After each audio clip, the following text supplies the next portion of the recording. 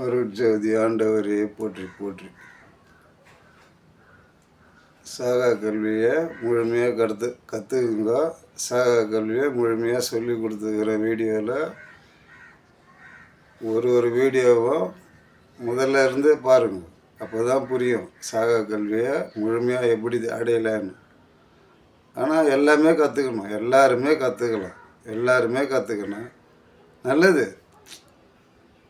வாசி யோகன்றது நம்ம மூச்சு பயிற்சி பண்ணால் நம்மளுக்கு எந்த நோயுமே இருக்காது. எல்லாருமே பண்ணலாம் அது. ஆனால் அந்த 15 வயசுக்கு மேலே இருக்கிறவங்க பண்ணணும். அது உடம்புக்கும் ஆரோக்கியமாக இருக்கும். நீங்கள் எவ்வளோ வெயிட் வேணால் தூக்கலாம், அவ்வளோ சத்து இருக்கும் உடம்புல. அதனால் பயப்பட வேணாம், வாசி யோகம் பண்ணுறதுக்கு பயப்பட வேணாம். ஆனால் ரொம்ப நேரம் மூச்சை அடக்கக்கூடாது. மூச்சை ஒரு லிமிட்டாக கொஞ்சம் கொஞ்சமாக பழகணும். ஆரம்பத்துலேருந்தே கொஞ்சம் கொஞ்சமாக பழகி முழுமை அடையணும். முழுமையாக நம்மளால் ஒரு கால் ஹவர் ஒரு 5-10 நிமிஷம் நம்ம மூச்சை நிறுத்தணும். நம்ம போயிட்டு திருப்பி வந்துடலாம் அந்த இடத்துக்கு போயிட்டு.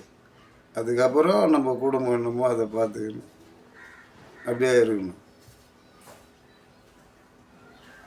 அதுதான் வாசி யோகம். வாசி யோகம்னா ஏதோ நம்ம போயிட்டு ஒரு குருலாம் தேடக்கூடாது. குருலாம் கிடையாது. அதுக்கு நம்ம தான் நம்ம உடலை நம்ம மூச்சு காற்று, இதுதான் நம்மளுக்கு குரு. நம்மளுக்கு கடவுள் ஒரு குரு. ஆமாம், வழக்கு எப்போவுமே ஏற்றி வச்சு தியானம் பண்ணுங்க. இருட்டில் தியானம் பண்ணாதீங்க. வழக்கு எரியணும். வழக்கு ஜோதி பார்வை நம்ம மேலே இருந்து நேரணும். அப்போ தான் முழுமையாக அடைய முடியும். கொஞ்சம் சீக்கிரமாக அடையலாம். அதுக்கப்புறம் நீங்கள் அந்த வாழ்க்கைக்கே வாழலாம். அதுக்கப்புறம் நீங்கள் எப்போ போகணுன்னு நினைக்கிறீங்களோ அப்போ கடவுளை போய் அடையலாம். இதுக்கு தான் வாசி யோகம். வாசி யோகம் முழுமை அடைங்க. முதல்ல எல்லாருமே கற்றுக்கலாம். 16 வயசுக்கு மேலே இருக்கிறவங்க எல்லாருமே வாசி யோகம் பண்ணணும். எந்த நோயும் வராது. இப்போ அந்த ஹாஸ்பிட்டலுக்கு போகணும், அங்கே போகணும், இங்கே போகணும், ஊசி போடணும், இதெல்லாம் வராது. எல்லாருமே பண்ணணும். அது எல்லாருமே பயமுறுத்தி வச்சிட்டாங்க. இதை பண்ணால் செத்துருவாங்க, அதை பண்ண அப்படி சாக மாட்டாங்க. ஒவ்வொரு நாளும் இதை செய்துக்கிட்டே இருந்தால் உடம்பு ஃப்ரெஷ்ஷாகவே இருக்கும். அப்படின்னு வாசி யோகம் பண்ணால் உடம்பு ஃப்ரெஷ்ஷாகவே இருக்கும். நீங்கள் எல்லா வேலையுமே ஃப்ரீயாக செய்யலாம். உடம்பு நல்லா எப்போவுமே. ஆனால் தண்ணி இழுக்கும், ஆனால் குளிக்கணும். 2 வேளை 3 வேளை 4 வேளை கூட குளிக்கிறது தப்பு இல்லை. ஆனால் தண்ணி இழுக்கும் உடம்பு வாசி யோகம் பண்ணும்போது. ஏன்னா அந்த உடம்புல இருக்கிற ஈட்டு மொத்தமாக இழுத்து வேர்வையாக தள்ளிடும் வெளியே. திருப்பியும் அந்த தண்ணி இல்லைன்னா உடம்பு காய்ச்சி போயிடும். உடம்பு காயக்கூடாது. காயாத அளவுக்கு பார்த்துக்கணும். டக்குன்னு ஈரம். ஏன்னா உடலில் 3ல் 2 பங்கு தண்ணியை நம்ம சேர்க்கணும். உடலில் அந்த வாசி யோகத்தில் கண்டிப்பாக சேர்க்கணும். இல்லைன்னா ஒரு நரம்பு நம்ம டைட் பண்ணும்போது ஒரு நரம்பு பிடிச்சி விடும். தண்ணி நம்ம உடம்புல இருந்ததுன்னா அந்த பிடிப்பு இருக்காது. வேறு எதுவுமே இல்லை. தண்ணி நம்ம உடலில் கொஞ்சம் எக்ஸ்ட்ரா இருந்தால் அந்த பிடிப்பு நரம்பு பிடிப்பு வராது. இல்லைன்னா இந்த இடுப்பு பிடிக்கும், கை கால் பிடிக்கும்.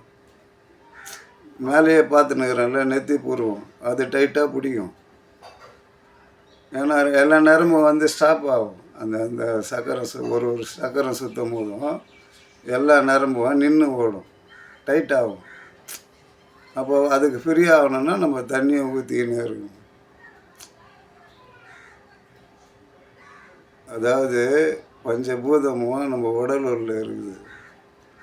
அதில் 3 தண்ணி தான் நம்ம உடம்புல இருக்கணும். அதுதான் உண்மை. அந்த தண்ணி இருக்கும்போது உனக்கு எந்த நெருப்பில் வேணால் ஓடிடலாம், உனக்கு எதுவுமே ஆகாது. அதேமாரி ஜோதியை நம்ம பார்த்துட்டோம்னா நம்ம எதுக்குமே பயப்பட தேவை கிடையாது. யாருக்குமே நம்ம வந்து அதாவது புகழ்ந்தான் பேசக்கூடாது, தாழ்த்தியும் பேசக்கூடாது யாரையுமே. ஏன்னா எல்லா உடலும் நம்ம உயிராக நினைக்கணும். ஒருத்தன் தப்பாக பேசுவான் நம்மளை பற்றி, அவனே நினைக்கணும் அவனும் நம்ம உயிர் தானே. அவன் நம்ம போன ஜென்மத்தில் அண்ணனா தம்பியாக பிறந்திருப்போம். இந்த ஜென்மத்தில் அவன் நம்மளை திட்டுறான். ஓ அப்படின்னு நினச்சின்னா அதை மறந்துட்டு திருப்பி என் கடவுளை தான் நம்ம நினைக்கணும். முழுமையாக வாசி யோகம் கற்றுங்க. சாகா கல்வியை முழுமையாக சொல்லி கொடுத்துக்கிறேன். சாகா கல்வியை முழுமையாக கற்றுக்குங்க. ஏன்னா உணர்தல்லாம் வந்து யாரும் சொல்லி கொடுக்க மாட்டாங்க. உணர்தல்ன்றது 2 வாரத்துலேயே முடிச்சுட்டு போயிடுவாங்க. வேகா கால் சாகா தலைன்ட்டு. வேகா கால் சாகா தலை மட்டும் இல்லை, நான் எத்தனை உணர்தல் சொல்லிக்கிறேன் தெரியுமா? அந்த உணர்தல்லாம் முழுமை அடைஞ்சால் தான் இறைவனை அடைய முடியும், இல்லைன்னா அடைய முடியாது. முழுமை அடையணும். ஒரு உணர்வையும் முழுமையாக நீங்கள் அடையணும். அடைஞ்சால் தான் இறைவனை அடைய முடியும். இறைவன்றவ நம்மளை நோக்கி மேலே பார்த்துன்னே இருக்கிறான். இப்போடா இது உயிர் வரும், இதுவும் நம்ம உயிர் தானே. அப்படி இல்லை. நம்ம மனுஷனுக்கு எது தேடி அந்த அதை வந்து அழிச்சிடுறாங்க. உடம்பு அழிச்சு திருப்பியும் தேடி அந்த ஆசையிலே சுற்றி சுற்றி சுற்றி சுற்றி திருப்பி அதே இடத்துல இருக்கிறாங்க. ஆனால் அப்படி இருக்கக்கூடாது. நம்ம வேலை என்ன, நம்ம எதுக்காக வந்தோம், முழுமையாக இதை வந்து ஒரு மனிதனை உணர்ந்தா எந்த பிரச்சனையுமே நாடு பிரச்சனை கூட வராது. ஏன்னா எல்லாருமே அண்ணன் தம்பிங்க தான். அதை ஆனால் யாருமே உணர மாட்டாங்க. அவங்களுக்குள்ள ஒரு வேறுபாடு இருந்துக்கினே இருக்கும். அந்த வேறுபாடே இருக்கக்கூடாது. இதுதான் வந்து கடவுளோட வார்த்தை. ஏன்னா கடவுளுக்கு அந்த வேறுபாடெலாம் யார் கூப்பிட்டாலும் போயிடுவார்.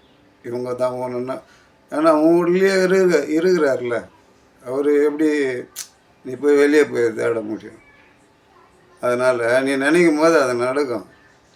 ஒன்று நடக்காத போகும். அது ஏன்னா தப்பாக போய் முடியும்ன்ட்டு அது நடக்காது. அதாவது அதிகமாக ஆசைப்பட்டு ஒன்றுத்தில் போகும்போது அது நடக்காது. உனக்கு தேவையே கிடையாது. இன்னொருத்தவங்களுக்கு கேளு, ஆனால் உனக்கு நடக்கும். இதுதான் வந்து கடவுள்கிட்ட நம்ம கேட்குற மாதிரி. இன்னொருத்தவங்களுக்கு தான் கேட்கணும். அதாவது அடுத்தவங்க கஷ்டத்துக்கு அவங்க வந்து நம்மக்கிட்ட கேட்கும்போது, கடவுள்கிட்ட நம்ம வேண்டும் போது அவனுக்கும் கொடுப்பான், நம்மளுக்கும் கொடுப்போம். அதை யாருமே உணர மாட்டாங்க. எனக்கு வேணும், என் பிள்ளைங்க வேணும், எல்லா பிள்ளைங்களும் வேணும், அப்படி தான் நினைக்கணும். உலகத்தில் பிறந்தது எல்லாம் நம்ம பிள்ளைங்க அப்படி நினைக்கணும். இது ஏன் பிள்ளை அப்படின்னு நினைக்கவே கூடாது. இதெல்லாம் வந்து நம்ம உணரணும். கடவுளோட வார்த்தை அதுதான் எல்லாருமே நம்ம பிள்ளைங்க அப்படி தான். ஏன்னா எல்லாத்துலேயும் ஒரு அணுவை போட்டுக்கிறார் உடம்புல. அந்த அணுக்களில் தான் நம்ம வாழ்ந்துன்னுக்கிறோம். அதனால் ஆளுக்கு போன ஜென்மத்தில் என்னவா பிறந்த அது வந்து இந்த ஜென்மத்தில் அந்த மனுஷன் உருவத்தில் வந்து அது பண்ண சொல்லும். ஆனால் அதையும் நம்ம தடுத்து இந்த வாசி யோகம் முன்னாலே எல்லாத்தையும் தடுத்துடும். இந்த மனக்குழப்பம், கண்ட டென்ஷனு, பாவத்தையே அறுத்துடும். நீங்கள் எத்தனை ஜென்மம் பாவம் செய்திருந்தாலும் அந்த வாசி யோகத்தில் பாவன்றது உங்களுக்கு கிடையாது. ஏன்னா முழுமையாக நீங்கள் கடவுளையே அடையிறதுக்கு தான் இந்த வாசி யோகத்திலே வரீங்க. ஆனால் இதிலே இருக்கணும்னு இல்லை. பொண்டாட்டி பிள்ளைங்களுக்கு நீங்கள் செய்த கர்மாக்கோசம் கஷ்டப்பட்டு தான் அவங்க வரணுன்னா எல்லாருமே அனுபவிச்சுட்டு வரலாம். அது 60 வயசு கூட ஆகலாம். ஏன்னா உங்களுக்கு முழுமை தெரிஞ்சு போச்சு. அதை பற்றி தெரிஞ்சதுக்கப்புறம் நீங்கள் கவலைப்பட வேணும். ஆனால் கடவுள்கிட்ட ஸ்ட்ரைட்டாக போய் அடையிறதுக்கு இந்த வாசி யோகம் முக்கியம். இதுக்கு தான் சாகா கல்வி. சாகாத இருப்போம். நம்ம எப்போ வேணால் நினச்சா நம்ம கொஞ்ச நேரம் நம்ம மூச்சை நிறுத்தினா நம்ம கடவுள்கிட்ட போய் அடைஞ்சிடும். வேறு எதுவுமே கிடையாது. நம்ம தனியாக போய் சாகணும், அங்கே போகணும் நினைக்கவே கூடாது. நம்ம கடவுளை அடையணும், அவ்வளோதான். அந்தமாரி நினைக்கும் போது அவர் நம்ம பக்கத்திலே தான் இருப்பார். நம்ம எங்கெங்கேயோ போய் தேடுவோம், ஆனால் நம்ம பக்கத்தில் தான் இருப்பார், ஒரு ஜோதியாக இருப்பார். அதுக்கு தான் விளக்கு ஏற்றி வைங்கன்னு சொல்கிறது. ஏன்னா அந்த விளக்குலேருந்து வர ஜோதியே வந்து நம்மளுக்கு பல விதமான இதுவெல்லாம் காமிச்சிடும். அதுதான் கண்ணை திறக்காதீங்க.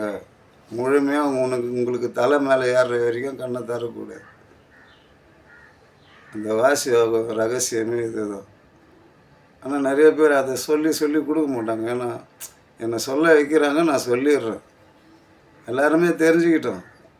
எல்லாருமே ஒரு கஷ்டத்திலேயே வாழ்ந்து, ஏன்னா மனக்குழப்பத்திலே இருக்கக்கூடாது. இதில் போயிட்டா மனக்குழப்பமே போயிடும். கண்ட டென்ஷன்லாம் வராது. ஒரு ஹவரு காலையில் ஒரு அரை ஹவரு இந்த வாசி யோகம் பண்ணணும், சாயந்தரம் ஒரு அரை ஹவரு இந்தமாரி பண்ணிக்கினே இருந்தால் உங்களுக்கு எந்த டென்ஷனுமே இருக்காது. மனசில் ஃப்ரீயாக மைண்டு ஃப்ரீயாகவே இருக்கும். எந்த ஒரு ஆசையுமே இருக்காது. கரெக்டாக எது செய்யணும், நல்லா மூளை வேலை செய்துன்னே இருக்கும். அறிவு அதிகமாக வேலை செய்யும். அதுக்கு தான் வந்து படிக்கிற பசங்களுக்கு கூட சொல்லி கொடுக்கலாம். இது வாசி யோகன்றது. வாசி யோகம் வந்து மூச்சு பயிற்சி. நீ எதேதோ போய் எங்கெங்கேயோ குதிக்கிறீங்க, உடம்பு போட்டு ஆட்டி கீட்டி உடம்பு உடச்சிக்கிறீங்க. அப்படி வேணாம். கொஞ்ச நேரம் உக்காஞ்சிங்கன்னா கொஞ்ச நேரம் டம் கட்டி உக்காரும் போது உங்கள் உடலுலேருந்து தானாக இருக்கிற வேர்வெல்லாம் தானாக வெளியே வந்துடும். இதுதான் வாசி யோகம். நீங்கள் அது எல்லாத்தையும் தூக்கி கஷ்டப்படுறத விட இது ஈஸியாக வந்துடும் உங்களுக்கு. கொஞ்ச நேரம் இதுதான் மூச்சு பயிற்சி. மூச்சு பயிற்சி எதுக்கு கடவுளே அடையலைன்னா அதில் தான் எல்லாமே வந்து காற்றா கலந்து இருக்குது. அதில் டக்குன்னு நம்ம வந்து காற்றா மாதிரி போயிடலாம். நம்ம உடலை அடக்கணும். நம்ம காற்று வந்து உச்சி தலைமையில் ஏறி போயினே வந்துடும். அது ஏறினே வழி விட்டு வச்சாச்சு. அது வந்து எப்போ ஒன்றா டக்குன்னு ஏறி போயினே இருக்கும். அதை வந்து எப்போ கூப்பிட்றாங்களோ அப்போ நம்ம ரெடியாக இருக்கணும். அவ்வளோதான் வாசி யோகன்றது. இதுதான் இறைவன் வந்து நம்மளை வந்து கூப்பிடும் போது நம்மளுக்கு தெரியும், இன்றைக்கி நம்மளை கூப்பிட்றாரு அப்படின்னும் போது நம்ம எல்லாருக்கிட்டையுமே சொல்லலாம், தப்பு கிடையாது. இதுதான் வந்து ஜோதியோட உண்மை இது. ஏன்னா நிறைய பேர் மறைக்கிற ஒரு பொருள் இது. மறைச்சி தான் சொல்லுவாங்க. அதுதான் திடீர்னு போய் ஒருத்தன் இறந்துருவான், சின்ன பையன் செத்துட்டான்டா அப்படின்னு. அப்படி இல்லை, அவனை கூப்பிட்டான், அவன் பாசக்கயிறை போட்டான், மாட்டிக்கணும். ஏன்னா அவன் டைம் முடிஞ்சுது. எல்லாரையும் திட்டுவாங்க. எப்போவுமே பாருங்கள், எல்லாரையும் திட்டுவாங்க. ஆனால் யமனை மட்டும் திட்ட மாட்டாங்க. இது பாப்போ அந்த வண்டி எடுத்துன்னு விட்டு போயிடுச்சுப்பா, அது பாவம் அந்த குழந்தை அன்றைக்கி நல்லா தான் ஓட்டின்னு போயிருக்கும். அதுக்கு முன்னெல்லாம் ஏடா விடமாக ஓட்டின்னு போவோம். ஆனால் அன்றைக்கி பார்த்து அது நல்லா ஓட்டின்னு போயிருக்கும். ஆனால் அன்றைக்கி தான் அதுக்கு அடி போட்டிருக்கும். திட்டுறவங்க வந்து யமனை திட்ட மாட்டாங்க, இவங்கள தான் திட்டுவாங்க. இதுதான் வந்து உண்மையாலுமே நடக்கிறது. இதை வந்து மாற்றிடும் வாசி யோகம். யமனே கிட்டே சேர்க்காது, போடா தூரமா, நான் பார்த்துக்குவேன், எனக்கு எல்லாமே தெரியும், நீ போ தூரமாக, கடவுளே நான் பார்த்துக்கிறேன், நீ என்ன அப்படின்னு சொல்லி தூரமாக அனுப்பிச்சிடும். இதுதான் உண்மை. அதுக்கு தான் வந்து யமன் கிட்ட வர மாட்டாருன்னு சொல்லுவாங்க. ஏன்னா வாசி யோகத்தில் இவ்வளோ ரகசியம் இருக்குது. தேவலோக ரகசியம் மாரி இது. நம்மக்கிட்ட எதுவுமே வந்து அவ்வளோ சீக்கிரம் வராது. ஆனால் நம்மளே எதுனா தேடின்னு போனால் அது நம்மளை தேடி வரும். நம்ம இந்த இதில் இருந்தால் நம்ம எதுவுமே தேடக்கூடாது. நம்ம முழுமையாக இறைவனை அடைஞ்சிடும். அடைஞ்சதுக்கப்புறம் நம்ம இன்னும் எதுக்கு தேடணும், எதுவுமே தேடக்கூடாது. நம்ம எப்போ வேணால் இறைவனை அடையலாம். 4 பேர் உடம்பு சரியில்லாத வராங்களா, நம்மளால் முடிஞ்சது ஒரு விபூதியை போடு, விபூதியை கூட தப்பு கிடையாது. ஏன்னா அவங்க உடல்லேருந்து போகிற விபூதி அவங்க உடல் நல்லது சரி பண்ணும். உடல்லேருந்து முழுமையாக நீ இறைவனை கும்பிட்டு உங்களை முழுமை அடைஞ்சிட்டு அந்த விபூதியை வந்து அவங்க மேலே போடும்போது, அவங்க கையில் போடும்போது அவங்க உடம்பு சரியாக போகும். அந்த விபூதிக்கு அவ்வளோ பவர் கொடுத்துருவாங்க. நம்ம கையிலேயே அவ்வளோ பவர் ஆகிடும். அதை கொட்டும் போது அவங்க உடம்பு சரியாக போயிடும். அதுக்கப்புறம் அவங்க பூசினாலும் சரி, தண்ணியாக குடித்தாலும் சரி, உடம்பே சுத்தமாகிடும். இதுதான் வந்து வாசி யோகம் பண்ணுறதோட ரகசியம். அதுதான் வந்து எல்லாருமே பண்ணுறாங்க. இப்போது மசூதியில் போனால் எல்லாமே கும்பிடுவாங்க அந்த 4 மணிக்கெலாம். அந்த 4 மணிக்காக கும்பிடும்போது அது பிரம்ம முகூர்த்தம். அது பிரம்ம முகூர்த்தத்தில் கும்பிடும்போது அவங்களுக்கு எல்லாமே கிடைக்கும்.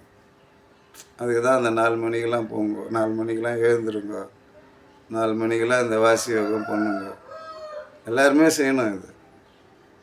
இவங்கெல்லாம் செய்கிறதெல்லாம் கிடையாது. வாசி யோகன்றது எல்லாருமே செய்யணும். வாசி யோகம் பண்ணால் தான் நம்ம முழுமையான கடவுளையே அடையலாம்.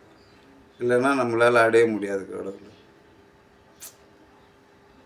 உண்மை இதுதான். நம்ம பக்தியிலே இருந்து இறந்து போயிடுவோம். திருப்பியும் ஒரு மனுஷன் உருவம் எடுத்து திருப்பி அதே பக்தியிலே தான் இருப்போம்.